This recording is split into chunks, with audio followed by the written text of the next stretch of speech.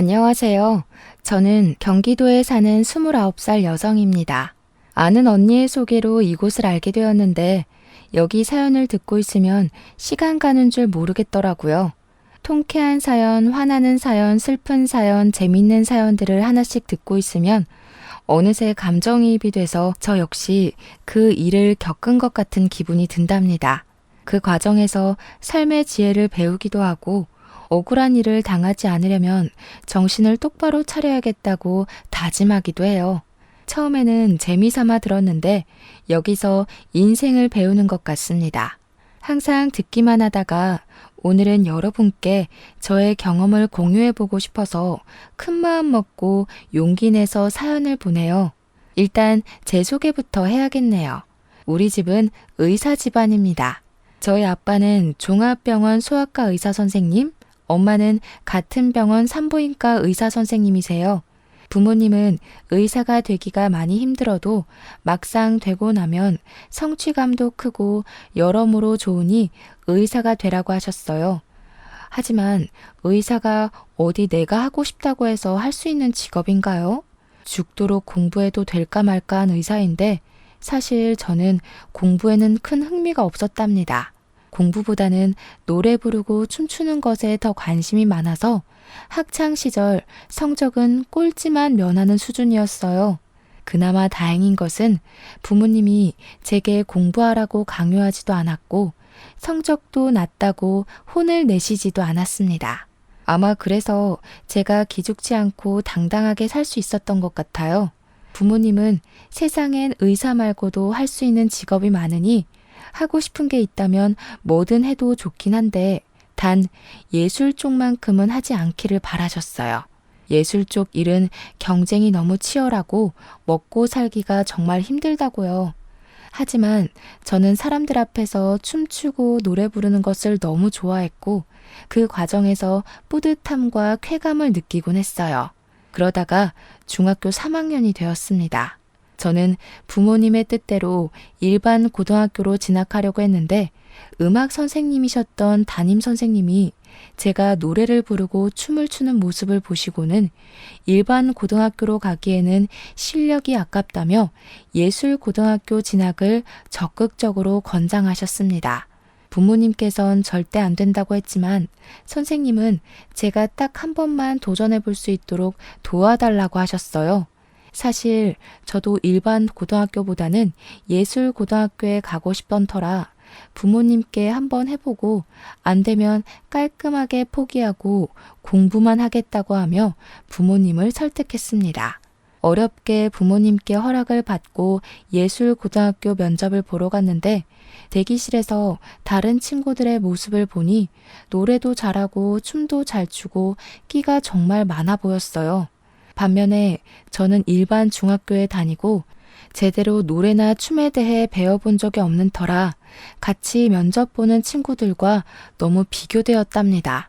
그래도 쉽지 않게 얻은 기회이니 제대로 해보자 싶어 제가 할 수 있는 한 최선을 다해 면접을 봤어요. 하지만 제가 스스로 생각하기에도 너무 부족해 보였답니다. 역시 나는 안 되겠다고 생각하고 부모님도 저도 깔끔하게 포기했는데 며칠 뒤 놀랍게도 합격했다는 연락을 받았어요. 그렇게 얼떨결에 예고에 입학하고 친구들과 함께 연습하며 실력을 쌓아 고등학교 졸업 후 수도권 4년제 대학교 뮤지컬과에 입학하게 되었답니다. 지금은 유명하지는 않지만 1년에 한 편에서 2편 정도는 조연으로 공연하는 뮤지컬 배우로 활동을 하고 있어요. 지금부터 1년 전 제가 원하던 공연의 오디션에 합격하여 정신없이 공연하고 있었습니다. 공연의 마지막 날 같이 무대를 섰던 배우, 무대 뒤에서 열심히 뛰었던 스태프들과 함께 회식했어요. 회식하다가 저와 친하게 지냈던 스태프 중에 한 분이 대기업에 다니는 자신의 형과 제가 잘 어울릴 것 같다며 한번 만나보라고 하더라고요. 솔직히 아직 나이가 20대이고 저는 소개팅으로 사람을 만나는 것보다는 오랜 기간을 두고 천천히 사람을 알아가는 것이 더 좋아서 싫다고 했습니다. 그러나 그분은 계속 자신의 형과 너무 잘 어울릴 것 같다며 만나보라고 했어요. 너무 거절하는 것도 예의는 아닌 것 같고 어차피 공연 끝난 직후에는 딱히 할 일이 없어서 소개팅하기로 했습니다. 스태프분은 자신의 형 이름과 연락처, 나이를 저에게 알려주었어요. 그의 이름은 이진영이었고 나이는 저보다 2살이 많았습니다. 연락처를 등록하니 카톡에 사진이 뜨길래 사진을 보니 외모가 배우 못지않게 잘생겼더라고요. 사실 스태프분은 조금 덩치도 크고 푸근한 이미지인데 형님은 서양적인 외모의 훈남이었습니다. 사진을 보고 있는데 이분한테 카톡이 왔어요. 간단히 인사를 하고 이런저런 이야기를 나눠보니 대화가 꽤 잘 통하는 기분이었습니다. 어쩌다 보니 통화까지 했는데 목소리도 배우처럼 너무 좋고 신뢰감이 가는 목소리였어요. 우리는 그날 뒤로도 계속 연락하다가 드디어 만나기로 한 토요일이 되어 약속한 카페로 갔습니다. 카페에 가니 사진과 똑같이 생긴 남자분이 창가에 앉아 있는데 뭔가 가슴이 쿵 하고 내려앉더라고요. 정말 거짓말 하나 보태지 않고 진영 씨 머리 위에 핀 조명이 있는 것처럼 그 사람만 밝아 보였어요.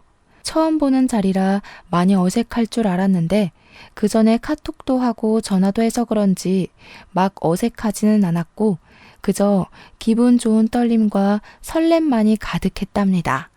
진영 씨는 좋아하는 일로 재밌게 돈을 버는 저를 부러워했고 저는 진영 씨가 정해진 월급이 매달 들어오는 것이 부러웠어요. 이렇게 첫날은 서로를 부러워하기도 하고 대단하게 생각하기도 하며 저는 진영 씨를, 진영 씨는 저를 알아가는 시간을 가졌습니다. 그리고 다음 날에 또 만나기로 약속했어요. 다음 날에는 오전부터 만나서 같이 영화도 보고 밥도 먹었습니다.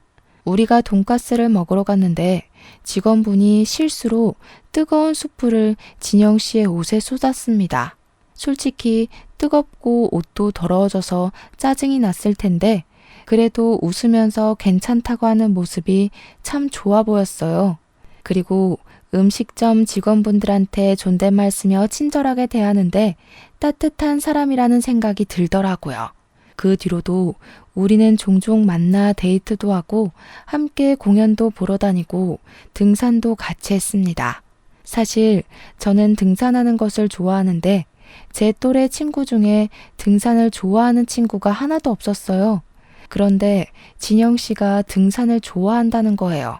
저처럼 등산을 좋아하는 제 또래는 처음이라 신기하기도 하고 이게 바로 인연인가 싶기도 했습니다. 이렇게 매일 연락을 하고 일주일에 한 번은 같이 시간을 보내며 서로에 대한 호감을 쌓아갔고 결국 연인이 되었어요. 저와 진영 씨는 모든 면이 잘 맞았는데 딱 2가지가 거슬렸어요. 첫 번째는 저녁만 되면 연락이 아예 되지가 않았습니다.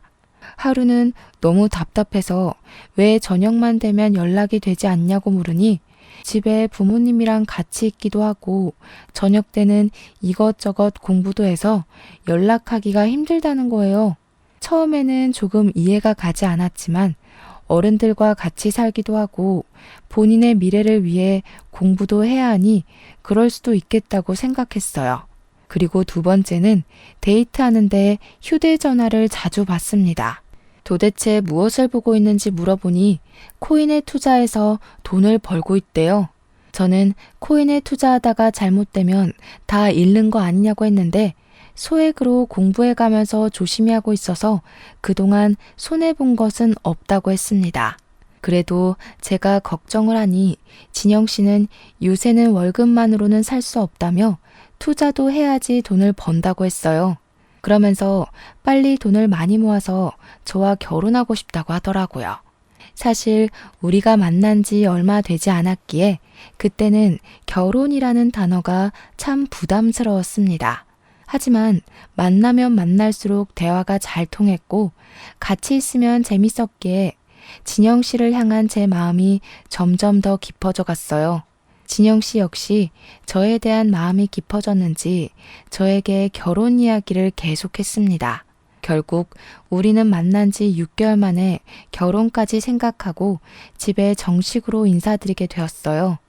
먼저 진영 씨가 우리 집으로 인사를 드리러 왔는데 저의 부모님은 제가 일정하게 정해진 급여를 받는 직업이 아니다 보니 남편은 일반 회사원을 만났으면 좋겠다고 생각하셨는데 딱 그런 사람을 데리고 오니 너무 좋아하셨어요.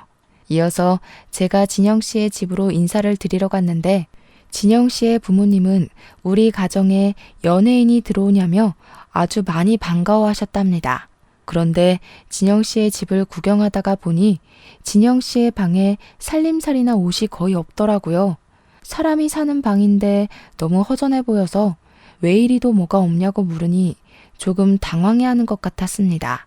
처음에는 대답하지 않으려 하다가 제가 계속 물어보니 사실 자기가 방에 짐을 두는 것을 싫어해서 다 다락방에 넣어놨다고 해요.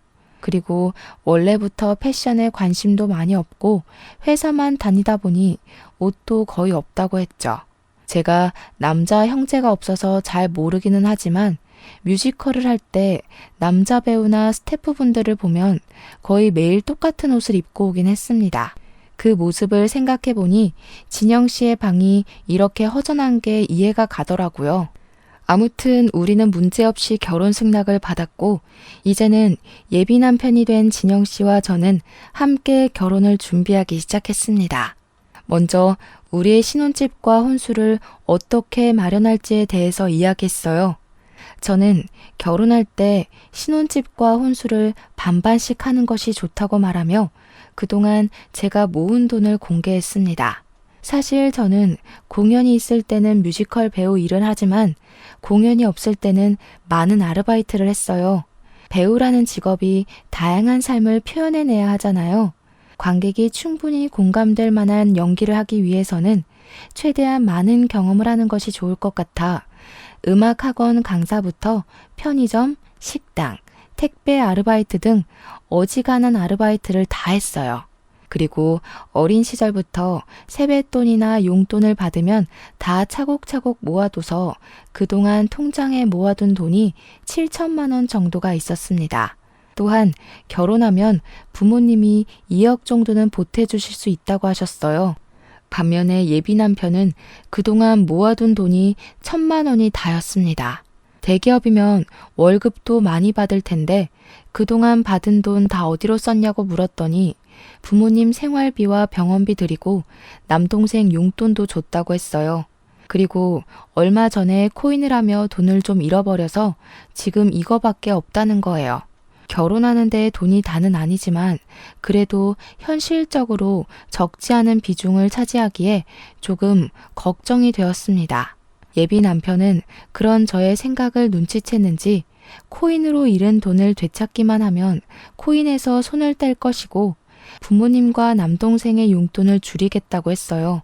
그러면서 예비 시아버지는 지금 아파트에서 경비 일을 하고 계시지만 젊은 시절 대기업에서 근무하셔서 그때 모아둔 돈도 있고 퇴직금도 있어서 부모님의 노후는 걱정이 없고 남동생도 꾸준히 일하고 있으니 앞으로 돈 때문에 많이 힘든 일은 없을 것이라고 했습니다. 저는 예비 남편이 모은 돈이 생각보다 너무 없어서 조금 걱정되긴 했지만 부모님의 노후 걱정은 하지 않아도 된다고 하고 예비 남편은 대기업에 다니니 큰 문제가 없다고 생각했어요. 신혼여행은 예비 남편이 회사 일이 바빠서 계속 연락을 주고받아야 하니 외국은 안 될 것 같고 제주도로 가자고 했습니다. 내심 해외로 가고 싶었으나 제주도를 한 번도 못 가봐서 남편의 뜻에 따르기로 했네요. 그리고 원래는 예단 같은 것은 하지 않기로 했었지만 부모님은 그래도 할 것은 해야 나중에 할 말 다 하고 산다며 예단을 하라고 하셨어요. 그래서 예비 시부모님께 1,000만 원을 드리고 정장에 명품 가방까지 드렸습니다. 원래 예단비 1,000만 원 드리면 봉채비로 절반 정도 다시 돌려주신다고 하던데 그런 건 없었어요. 주시면 감사하겠지만 다시 받으려고 보낸 건 아니기에 그냥 그러려니 했답니다. 우리의 결혼 준비는 큰 싸움 없이 아주 무난하게 잘 진행되었어요. 드디어 결혼식 날이 되었습니다. 하객들이 오시는데 제 쪽과 남편 쪽 하객의 분위기가 너무 달랐어요. 저의 하객들은 다들 시끌벅적한데 남편의 하객들은 이상하리만치 조용했습니다. 하객끼리 서로 아는 것 같지도 않고 그냥 영화 보러 온 사람들처럼 다들 가만히 앉아만 있었어요. 결혼 사진을 찍는데도 되게 어색하더라고요. 처음에는 조금 이상했지만 제 쪽의 하객은 대부분 뮤지컬 업계 종사자들이라 감정 표현하는 것이 아주 익숙한 사람들이고 남편 쪽의 하객은 대부분 직장인이라 감정 표현을 잘 하지 않는 사람들이기에 분위기가 다른 거로 생각했습니다. 무사히 결혼식을 마치고 우리는 설레는 마음으로 제주도로 향했어요. 제주도 이곳저곳을 구경하는데 자꾸 회사 이대리라는 분이 남편에게 전화하더라고요. 남편은 이대리님한테 전화가 오면 회사 일이라 옆에 누가 있으면 불편하다며 혼자 몰래 가서 통화했습니다. 그리고 새벽에도 일어나서 자꾸 핸드폰을 확인하는 바람에 깊은 잠을 자지 못했어요. 도대체 뭘 보길래 잠을 자지 않냐고 짜증을 내니 그동안 물린 코인을 탈출할 수 있는 날이 얼마 남지 않았다며 조금만 이해해달라고 했습니다. 신혼여행을 왔는데 자꾸 회사 사람들과 연락만 하고 코인창만 들여다보고 있는 남편을 보니 연애 시절에 따뜻하고 자상하고 세심했던 그 남자는 어디에 갔나 하는 생각이 들었어요. 후회되긴 했지만 그래도 이미 제가 선택한 남자인 걸 어찌합니까? 그저 빨리 코인이 팍 올라서 잃은 돈을 다 찾기만을 바랐네요. 이렇게 그다지 기분이 좋지 않은 신혼여행을 마치고 시댁에 인사를 드리러 갔습니다. 시댁에서는 시부모님과 우리를 연결해 주신 도련님이 여행 잘 다녀왔냐고 하시며 음식을 잔뜩 준비해 주셨더라고요. 저녁 식사를 마치고 시댁에서 하룻밤 자기 위해 남편이 지내던 방에 짐을 푸는데 남편이 시부모님과 잠깐 대화할 것이 있다고 시부모님 방으로 건너갔습니다. 같이 가려다가 좀 불편할 것 같아서 그냥 혼자 방에 있다가 먼저 잠이 들어버렸어요. 그러다가 목이 말라서 깼는데 남편이 어느새 들어와 제 옆에서 자고 있더라고요. 저는 남편이 깰까봐 조심히 방문을 열어 거실로 나왔습니다.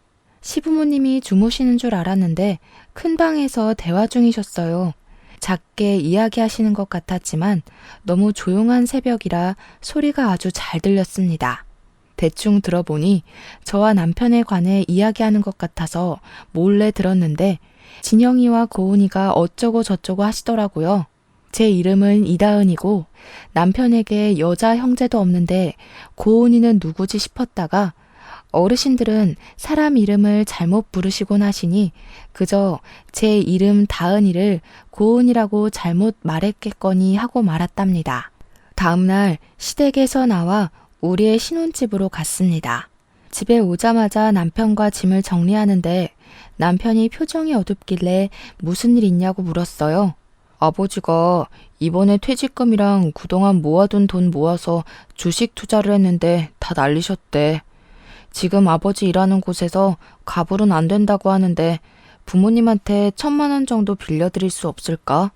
아버지 월급으로 생활비가 조금 부족해서 그래. 주식 투자? 하나도 남기지 못하고 다 날리신 거야? 1,000만 원이 적은 돈도 아니고 꽤 큰 돈인데 그걸 어떻게 빌려드려.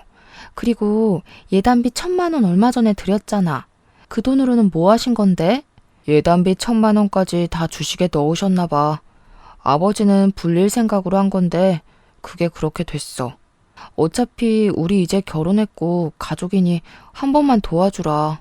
그래도 1,000만 원은 너무 커. 1,000만 원 들였다가 그대로 다 날리면 우리 생활도 어려워진다고. 설마 우리 부모님이 1,000만 원 다시 안 갚으실까 봐 그래? 너무 이기적인 거 아니야? 나는 장모님이나 장인어른이 이런 상황이면 바로 돈 드릴 거야. 이기적? 솔직히 우리 부모님한테도 1,000만 원 빌려드릴 때는 조심스러운데 결혼한 지 10년이 된 것도 아니고 지난주에 결혼했는데 바로 1,000만 원을 빌려달래니 좀 그렇네. 그럼 뭐 지금 결혼하자마자 이혼이라도 하겠다는 거야 뭐야? 이혼하자는 게 아니라 금액이 워낙 큰 돈이고 당황스러워서 그런 거지. 일단 생각 좀 해볼게. 예비 남편은 신혼여행을 마치고 일상으로 돌아오자마자 1,000만 원이라는 큰 돈을 빌려달라고 했습니다.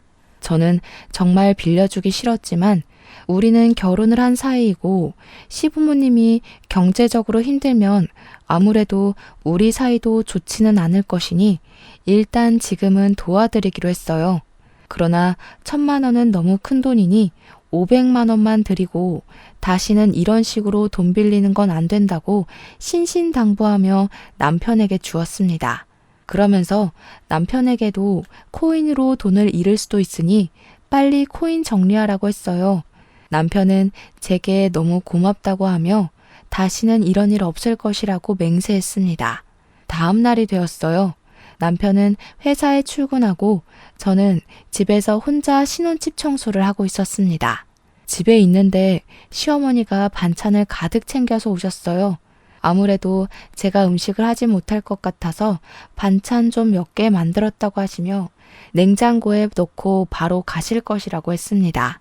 만들어주신 반찬을 건네받았는데 게장이 있더라고요. 사실 저는 갑각류 알레르기가 있어서 게장을 먹지 못합니다. 어머니, 사실 저 갑각류 알레르기가 있어서 게장을 먹지 못해요. 생각해서 해주셨는데 못 먹어서 어째요? 갑각류 알레르기? 너 저번에 식당에서 게장 나왔다고 엄청 좋아했잖아. 네? 제가 어머니와 같이 식당에 갔던 때는 상견례 때뿐이었고 거기서는 게장이 나오지 않았었는데요.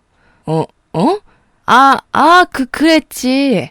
내가 다른 아이랑 착각했나 보다. 게장은 다시 들고 가마. 내가 갑자기 은행에 갈 일이 있어서 나 간다. 청소 열심히 하렴. 저는 차나 커피라도 드리려고 했는데 시어머니는 후다닥 나가버리셨습니다. 그런 시어머니의 모습을 보니 기분이 묘하더라고요. 전날 시댁에서도 그러고 오늘도 그러고 시댁 가족들과 남편 모두 저한테 뭔가를 숨기는 것 같았거든요. 그런데 그 뒤로 남편의 행동은 너무 수상하고 이상했습니다. 일단 제가 혼인신고를 하자고 했는데 자꾸 바쁘다는 핑계로 나중에 하자고 했어요. 혼인신고 말만 나오면 자꾸 뒤로 미루자고 늦게 해도 상관없다고 했습니다. 또한 남편은 연애 시절부터 지금까지 회사 지인들이나 친구들을 제게 한 번도 소개해주지 않아서 남편 주변에 아는 사람이라곤 시부모님과 도련님밖에 없었어요. 그리고 우리는 신혼인데도 남편이 집에 잘 들어오지 않았습니다. 일주일에 3번은 들어오지 않았는데 그 이유는 야근하고 너무 늦어서 회사 당직실에서 잠을 잔다는 거예요. 대기업이라 월급을 많이 주니까 그만큼 일을 많이 부려먹는구나 싶다가도 결혼 전에는 야근을 한 번도 안 하던 남편이 결혼 후 자꾸 야근한다니 뭔가 서운하더라고요. 하지만 그래도 우리의 미래를 위해서 열심히 돈을 벌고 있다고 생각하며 남편에게 서운한 내색은 하지 않았습니다. 그렇게 한 2주일이 지났어요. 그날도 야근하느라 밤에 집에 못 오고 회사 당직실에서 잔다는 남편을 위해 정성스럽게 도시락을 만들어 몰래 회사 앞으로 갔습니다. 5시 반에 회사 앞에 도착해서 남편에게 전화했는데 일하느라 바쁜지 전화를 받지 않더라고요. 회사 앞에 작은 공원이 있어서 그 앞에서 기다리다가 6시가 되어 사람들이 많이 나오는데 그 사이에 남편이 있는 겁니다. 처음에는 저녁을 먹으러 가나 했는데 가만히 보니 가방을 들고 누가 봐도 퇴근하고 있는 모습이었어요. 저한테는 분명히 야근하고 당직실에서 잔다고 했는데 그런 모습으로 나오니 뭔가 이상하더라고요. 저는 어디로 가는지 몰래 뒤따라가 보려고 했으나 남편이 먼저 저를 발견해 버렸습니다. 남편은 저를 보고는 못 볼 것을 본 것처럼 깜짝 놀라더라고요. 저는 남편한테 오늘 야근한다더니 어디 가느냐고 물었습니다. 남편은 잠깐 말을 잇지 못하다가 할 말이 있었다고 하며 카페로 저를 데리고 갔어요. 카페에 자리를 잡고 앉아 진지한 표정을 지으며 하는 말이 시어머니가 지금 자궁암에 걸렸다는 겁니다. 원래 몸이 좋으시지는 않았는데 최근에 아버지가 주식으로 전 재산 다 잃고 나서 자궁암까지 걸렸다고 했어요. 지금 초기이기는 하지만 수술을 꼭 해야 한다는데 아버지의 월급이 얼마 되지 않고 남편도 결혼한다고 이것저것 사느라 돈이 없고 남동생도 요새 경제적으로 힘들어서 수술비 마련을 하지 못했다고 했습니다. 그래서 돈을 마련하기 위해 친구가 운영하는 가게에서 새벽 3시까지 아르바이트를 했다가 일이 마치면 가게에서 자고 바로 회사로 출근했었대요. 제가 힘들지 않냐고 하니 어차피 친구 가게에서 매일 일을 하는 것도 아니고 일주일에 3일 정도만 하는 거니까 괜찮다고 했습니다. 그러면서 신혼인데 이런 얘기만 해서 미안하다고 울먹이는데 남편이 너무 불쌍해 보이더라고요. 그래서 말인데 딱 한 번만 더 1,000만 원 정도 빌려달라고 하면 빌려줄 수 있어? 나 반드시 갚을게. 지금은 상황이 이래서 그렇지만 내가 공사판에서 일하면서라도 꼭 갚을게. 솔직히 조금 빌려주기 그렇긴 하지만 일단 편찮으신 어머니 수술은 해야 하니까 돈 빌려줄게. 대신에 이번엔 차용증 쓰자. 여보가 서운해도 1,000만 원이 적은 돈이 아니니까 확실히 해두는 편이 나을 것 같아. 이해하지? 그럼 이해하지. 고마워. 그리고 부탁이 있는데 엄마가 여보의 돈으로 암 수술 받아야 하는 거 알면 많이 불편해하실 것 같은데 그냥 엄마가 편찮으신 건 여보는 모른 척 해주면 안 될까? 뭐? 아무리 그래도 며느리인데 어떻게 암 수술하시는 것을 모르는 척해. 그건 아니지. 그렇긴 한데 그래도 엄마도 그러고 아버지도 돈을 빌리는 것에 대해 많이 불편해하셔서 그래. 사실 얼마 전에 500만 원 빌릴 때도 아버지가 정말 면목이 없다고 하셨거든. 지금 엄마 수술도 여보 돈으로 한다는 거 알면 두 분 심적으로 매우 힘들어 하실 거야. 그냥 여보는 모른 척 해줘. 부탁이야. 남편의 이야기가 잘 이해가 되지는 않았지만 환자가 원한다는데 마음 편하게 해주는 것이 더 나을 것 같아 그냥 알겠다고 했습니다. 저는 남편과 집에 가서 돈을 빌려주겠다는 차용증을 썼어요. 남편은 부부간에 계좌이체를 하면 나중에 세금을 내야 할 수도 있다며 1,000만 원을 본인의 통장이 아닌 현금으로 요구를 하더라고요. 사실 세금에 관한 내용은 잘 몰랐기에 남편의 말을 따라 다음날 1,000만 원을 뽑아서 퇴근한 남편에게 주었습니다. 남편은 돈을 보며 너무 고맙다고 하고 엄마한테 말씀드려야겠다고 시댁에 간다고 했어요. 그리고 부모님과 이야기하다가 늦어질 수도 있으니 혹시라도 자기가 너무 늦으면 기다리지 말고 먼저 자라고 했습니다. 그래서 저는 그날도 남편 없이 혼자 잠이 들었네요. 그 뒤로 남편은 시어머니 병간호를 해야 한다고 일주일에 3번 정도는 집에 들어오지 않았습니다. 주말에도 남편은 병원에 있느라 저 혼자 시간을 보내야만 했죠. 어머니 수술은 잘하셨는지 물어보니 제게 돈을 받고 바로 다음날 수술하셨는데 잘 됐다고 했어요. 제가 그래도 며느리인데 정말 가지 않아도 되냐고 물으니 엄마가 너무 불편하다고 절대 오지 말라고 했다는 겁니다. 그럼 전화라도 드리겠다고 하니 지금은 엄마가 힘들어하셔서 전화도 하지 말고 다음 달에 한번 찾아가자고 했습니다. 그렇게 한 달 정도가 지났어요. 뮤지컬 오디션 공고가 떠서 오디션 준비를 하는데 소아과에서 근무하시는 아빠한테 전화가 왔습니다. 제가 전화를 받자마자 대뜸 아빠는 혼인신고 했냐고 물으셨어요. 남편이 바빠서 혼인신고는 하지 않았는데 왜 그러시냐고 물었더니 병원에 5살 정도 되는 남자아기가 입원했는데 남편이랑 너무 똑같이 생겼다는 것이에요. 세상에 닮은 사람들이 많이 있으니 그럴 수도 있다 치지만 문제는 이 아이의 차트를 보니까 세대주가 남편 이름, 즉 이진영으로 되어 있다고 합니다. 회진을 돌 때마다 항상 엄마만 있어서 이 아이의 아빠는 보지 못했지만 뭔가 느낌이 이상하다는 거예요.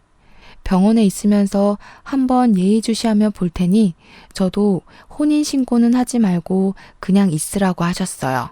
일단 알겠다고 하고 끊었는데 제 눈으로 확실히 확인해 봐야겠다는 생각이 들어 아빠가 근무하시는 병원으로 달려갔습니다. 아빠가 말씀하셨던 아이를 보니 정말 남편이랑 너무 똑같이 생겼더라고요.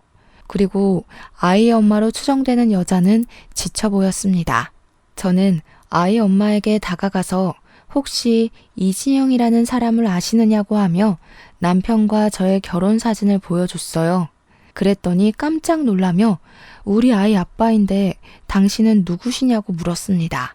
순간 시부모님이 결혼식 후 시댁에 갔을 때 밤에 고은이라는 이름을 말했던 것이 기억났어요. 그리고 남편이 신혼여행 때 이대리라는 사람과 계속 연락했던 기억이 나서 혹시 이름이 이고은 씨가 맞냐고 물어봤는데 맞는다는 거예요. 그래서 저는 얼마 전에 이진영이라는 사람과 결혼을 했는데 유부남의 아이까지 있는 줄은 전혀 몰랐다고 말씀드렸습니다. 고은 씨는 절망감에 손을 떨며 남편에 관해 이야기하는데 내용이 정말 충격적이었어요. 고은 씨는 6년 전에 남편과 결혼을 했었습니다. 그 당시 고은 씨의 친정은 사업이 아주 잘 되고 있었기에 결혼하면서도 거액의 예단을 줬고 고은 씨의 친정에서 둘이서 살라고 좋은 집도 마련해 줬다고 해요. 그렇게 결혼을 하고 1년 후 아이도 낳았습니다. 그때는 남편이 고은 씨의 친정에 자주 가서 고은 씨의 부모님과 남편이 아주 잘 지냈답니다. 고은 씨의 부모님은 아들 하나 생긴 것 같다며 남편이 갈 때마다 용돈을 많이 주셨대요. 그리고 시부모님의 생신이나 명절날이 되면 고은 씨의 친정 부모님은 명품 옷, 가방이나 좋은 음식들을 항상 드렸다고 했습니다. 중간에 시어머니가 자궁에 혹이 있어서 수술해야 하는 상황이 왔는데 그 수술비도 다 드리고 시아버지가 주식 투자해서 돈을 날렸는데 그때도 도와주셨다고 해요. 그런데 2년 전 고은 씨의 아버지가 사기를 당해 사업이 쫄딱 망해버렸어요. 순식간에 고은 씨의 친정은 빚더미에 올랐고 그 뒤로 남편은 집에 거의 들어오지 않았다고 해요. 그러더니 1년 정도 전부터 일주일에 2번 들어올까 말까 하며 이혼하자고 말을 했답니다. 하지만 고은 씨는 이제 5살밖에 안 된 아들에게 이혼 가정을 만들어주고 싶지 않아서 버티고 있다고 하더라고요. 가만 얘기를 들으면서 상황을 보니 남편과 그 가족들은 부자였던 고은 씨 집에 돈을 보고 결혼했다가 고은 씨 친정의 사업이 어려워져 더는 돈이 나올 구멍이 없어 보이자 저로 갈아탔던 것입니다. 사실 이전 뮤지컬 할 때 배우와 스태프분들이 우리 부모님이 의사이고 부유하게 살았다는 것을 알고 있었어요. 뮤지컬 스태프였던 도련님 역시 그 사실을 알고 있었고 그래서 저한테 의도적으로 접근해서 자기 형을 소개해주면서 저의 돈을 야금야금 뺏어가려고 한 것이었습니다.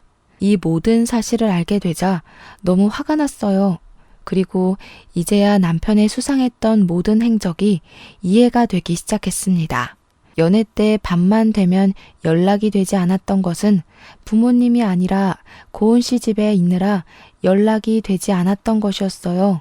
결혼식 때 하객들이 그리 어색했던 것은 실제 지인들이 아니라 하객 아르바이트를 하는 사람들이었기 때문이었고 제주도 신혼여행 때 계속 연락하던 이대리는 회사 사람이 아니라 바로 내 앞에 있는 이분이었습니다.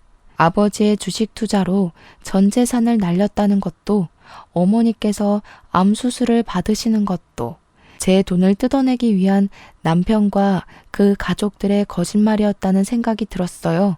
고은 씨는 표정이 굳은 저에게 혹시 어떻게 진영 씨와 결혼을 하게 되었냐고 물었습니다.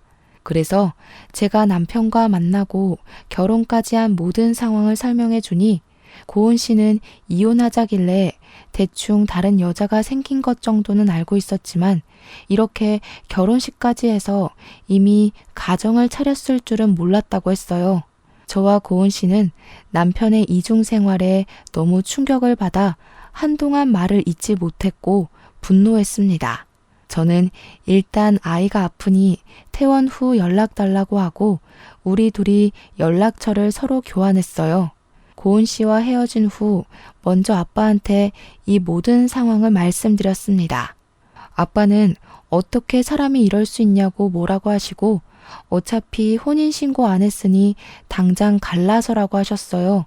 저도 당장 갈라서야겠다고 생각은 했지만 이전에 빌려준 돈이 있어서 돈은 받고 헤어져야겠다고 했습니다. 그랬더니 아빠는 돈을 왜 함부로 빌려주냐고 하시며 일단 정확하게 어떻게 해야 돈을 받을 수 있는지에 대해 상담을 해보라며 아는 변호사를 추천해 주셨어요. 변호사님과 상담하고 집에 가서 제 짐과 변호사님의 조언대로 사실혼 관계였음을 입증할 각종 사진과 서류를 챙겨서 신혼집에서 나왔습니다. 바로 친정으로 가려다가 잠깐 시댁에 들렸어요. 어머니가 진짜 수술을 하신 것인지 아닌지 제 눈으로 똑똑히 확인하고 싶었거든요. 시댁에 가니 친구분이 시어머니를 뵈러 오셨길래 인사를 드리고 시어머니께 몸은 괜찮으시냐고 물었습니다. 그랬더니 시어머니는 아주 당황하시며 우물쭈물 하시더라고요. 그 모습을 보시던 시어머니 친구분은 며느리가 시어머니를 이렇게 챙겨줘서 시어머니가 건강하신가 보다고 하셨습니다. 저는 아니라고 하며 얼마 전에 시어머니 수술하셨는데 병원에 가보지도 못한 며느리라고 하니 친구분은 2주 전에 지방으로 여행을 다녀왔는데 무슨 소리를 하느냐고 하시더군요. 예상은 했지만 역시 어머니의 암수술도 다 거짓말이었습니다. 저는 그 집에서 나와 친정집에 가는데 남편과 그 가족은 사이코패스가 아닐까 하는 생각이 들었어요. 아무리 돈이 궁해도 그렇지 어떻게 멀쩡한 사람이 암에 걸렸다고 거짓말까지 하면서 이러는지 참 이해가 가지 않더라고요. 정말 정신 나간 놈 같았고 이 가족들과 연을 끊어야겠다고 생각했네요. 친정에 와서 마음을 겨우 가라앉히고 있는데 저녁 시간이 되니 남편이 왜 집에 없느냐고 전화가 왔습니다. 저는 혹시나 하는 마음에 남편과의 통화 내용을 녹음하기 시작했어요. 나 친정이야. 그런데 너 혹시 고은이라는 여자가 누군지 알아? 고은이? 나 모르지? 왜? 아버지 병원에 너랑 똑같이 생긴 아이가 입원했다고 하지 뭐야. 그래서 내가 오늘 그 아이 보러 갔는데 그 아이 이름은 은호이고 그 엄마 이름이 이고은 씨더라. 고은 씨는 너 안다던데. 너는 모르는가 보지? 뭐? 만났어? 그래, 만났다. 고은 씨 친정 사업 망해서 돈 뜯어낼 새로운 여자 찾고 있었냐? 진짜 어떻게 네 자식까지 낳아준 여자를 그렇게 하루아침에 차버릴 수가 있냐? 네가 그러고도 사람이야?